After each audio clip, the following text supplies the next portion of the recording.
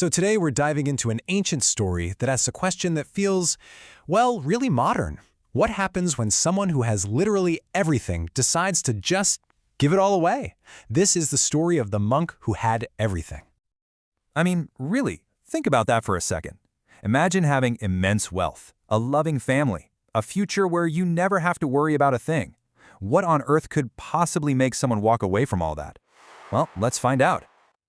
Now, this story isn't new. It comes from a Buddhist text called the Rāṭṭhapāla Sutra, and it's been challenging people for over 2,000 years. It's just this incredibly powerful narrative about the choices we make and, what we truly value. So let's meet our main character, a young man named Rāṭṭhapāla. He's the son of a wealthy, respected family. I mean, this guy has everything you could possibly want. But one day, he goes to a sermon given by the Buddha, and the words he hears, they just ignite something inside of him, a calling that he absolutely cannot ignore. And what's so striking is how clear he is about this. This wasn't just some passing interest for Rāṭṭhapāla. He comes to this profound conclusion.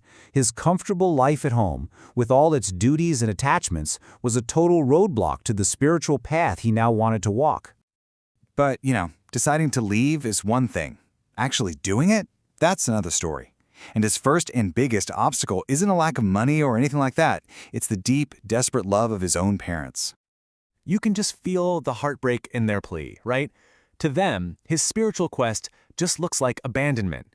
He's their only son, the one they prayed for, the future of their entire family. From their point of view, he's choosing to throw away not just his own life, but theirs too. And this is where you see Rāṭṭhapāla's incredible resolve. This isn't a negotiation for him. His calling is so absolute that he's willing to make the ultimate sacrifice. He's basically saying, look, my life here at home is already over. You can either let me go find my new life, or you can watch me die right on this spot. And he means it. For 5 straight days, he lies on the ground, refusing all food, all water. His relatives and friends come, they're begging him to reconsider, but his mind is made up. Finally, faced with the absolute certainty of watching their son die, his parents, they sorrowfully give in. And just like that, he's won his freedom. But before he leaves, he makes a promise. One day, he will come back to see them. And that little moment of compassion, it just perfectly sets the stage for the next part of his story. Okay, so fast forward 12 years. Rāṭṭhapāla has studied, he's meditated, he's achieved enlightenment. He's not that wealthy kid who left anymore. He's a monk who owns absolutely nothing. And now, true to his word, he comes back home. His parents, though, they see this as their big chance. Oh yeah, they have not given up hope of getting their son back. So they set 2 very powerful traps, aimed right at the worldly desires he walked away from all those years ago. Huge amounts of wealth and sensual pleasure. So first, the gold. His father shows him a pile of treasure so high it's literally taller than a person. But Rāṭṭhapāla's whole perspective has completely changed.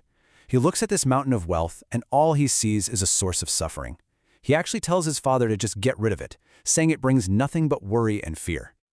Next up, they send in his former wives, dressed in their finest, to try and persuade him, but he just looks at them with his calm detachment and calls them sisters. He explains that his path wasn't about rejecting them for other women, it was about moving beyond that kind of desire altogether. And his words are so pure, they're just left humbled and ashamed. So, having passed his family's test, Rāṭṭhapāla's journey leads him to one final, really deep conversation. And this is with his childhood friend, who, it turns out, is now King Kairavya. This little debate is basically the philosophical core of the whole story. The king, he looks at his friend, who's young, healthy, and from a super rich family, and he's just baffled. He says, look, I get why most people become monks. Something's gone wrong in their lives, right? They're old, or they're sick, or they're broke, or they're alone. But you, Rāṭṭhapāla, you don't have any of those problems. Why are you doing this? And this right here is where Rāṭṭhapāla flips the whole conversation on its head. He explains that he didn't become a monk because of some personal problems he was running away from. He did it because of 4 universal truths he was trying to run towards. Let's just look at this for a second. The king sees old age as a personal weakness. The monk sees it as this unstoppable force that hits everyone. The king sees sickness as a personal problem. The monk sees it as a part of life that nobody else can suffer for you. The king sees losing your money as a personal tragedy. The monk sees that all wealth is temporary, that you have to leave it all behind anyway.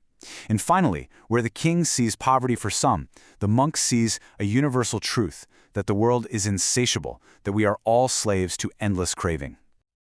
And to really nail this last point, Rāṭṭhapāla asks the king a simple question. He says, hey, if you conquered a huge kingdom to the east, would you be satisfied?